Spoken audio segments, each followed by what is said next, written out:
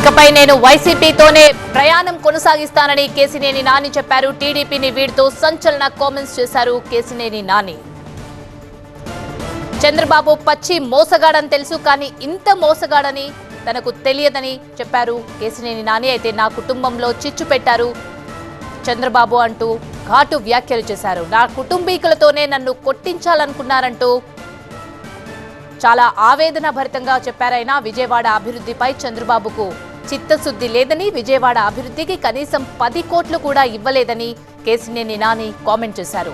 నేను ఒక్కడనే కాదు, ఎన్టీఆర్ జిల్లాలో 60% టీడీపీ ఖాళీ అవుతుందంటూ సెన్సేషనల్ కామెంట్స్ చేశారు కేసినేని నాని. ఇకపై వైసీపీతోనే నేను ఉంటారని ఆయన క్లారిటీ ఇచ్చారు. జగన్ ఒకటైతే గ్యారంటీ, చంద్రబాబు నాయుడు అనే వ్యక్తి పచ్చి మోసగాడు, దాంట్లో డౌటే లేదు. ఈ రాష్ట్రానికి పనికిరాని వ్యక్తి అతను. సరే, జనం దేవుడు అనుకుంటారా, లేదా కులపరంగా అనుకుంటారా, మీడియా పరంగా అనుకుంటారా, లేదా మరి ఎందుకు అనుకుంటారా నాకు తెలియదు, కానీ ఈ జగన్మోహన్ రెడ్డి గారు అయితే పేదల పక్షపాతి, నిరుపేదల పక్షపాతి.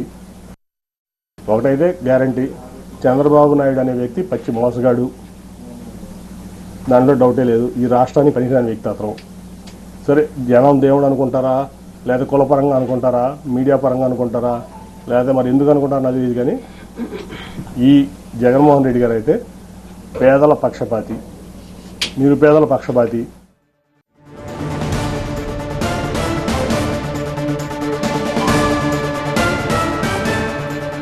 పాదయాత్ర చేసేందుకు లోకేష్ అర్హత ఏంటి అంటూ ప్రశ్నించారు. లోకేష్ ఒక ఓడిపోయిన ఎమ్మెల్యే అంటూ కామెంట్ చేశారు. పార్టీ అండగా లేకపోయినా గెలిచిన ఎంపీని నేను అంటూ కేసినేని నాని కామెంట్ చేశారు. పార్టీ కోసం నువ్వు ఏం త్యాగం చేశావు, ఆఫ్టర్ ఆల్ ఒక ఎమ్మెల్యేవు, ఓడిపోయిన ఎమ్మెల్యేవు అంటూ కామెంట్ చేశారు కేసినేని నాని. అంటే నా కుటుంబంలోనే చిచ్చు పెట్టి నా కుటుంబ సభ్యుడితోనే నన్ను కొట్టించాలని కూడా మరి లోకేష్ గారు ఎందుకు అనుకున్నాను నాకైతే అర్థం కాల. నేనేం చేశాను, ఈ పార్టీకి ద్రోహం చేశాను, నేనేం తప్పు చేశాను? 9.5 ఏళ్లలో నేను చేసిన తప్పు ఒకటి చూపించండి.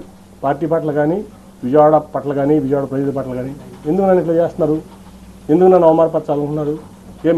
మీరు జైల్లో ఉంటే నేను మీకు అండగా లేనా? మీ కుటుంబానికి అండగా నిలబడ్డా కదా. లోకేష్ గారు పాదయాత్ర ఏంటి, ఆయనకు ఏం రైట్ ఉందని పాదయాత్ర చేయడానికి? ఆయన గెలిచిన ఎమ్మెల్యేనా, గెలిచిన ఎంపీనా? ఏం రైట్ ఉంది అంటే? చంద్రబాబు నాయుడు గారు కొడుకు కాబట్టి ఓడిపోయినా గెలిచినా నువ్వు ఎట్లా అయినా సరే పార్టీ మీ నాన్నగారిది కాబట్టి నువ్వు ఏదేం చేస్తావా? ఏం త్యాగం చేసావు ఈ సమాజం కోసం, ఈ రాష్ట్రం కోసం? నువ్వు ఒక ఎంపీ వచ్చి, నువ్వు ఓడిపోయిన ఎమ్మెల్యే, నువ్వు ఒక ఎంపీ వచ్చి నీకు జీహుదురు అనాలా? గెలిచిన ఎంపీ, యాంటీవేవ్లో గెలిచిన ఎంపీ నీ యోగాలో నేను పాల్గొనాలా? ఎట్లా పాల్గొంటాను? ఏం ప్రోటోకాల్తో పాల్గొంటాను? నువ్వు ఆఫ్టర్ ఆల్ ఓడిపోయిన ఎమ్మెల్యే నా ముందు.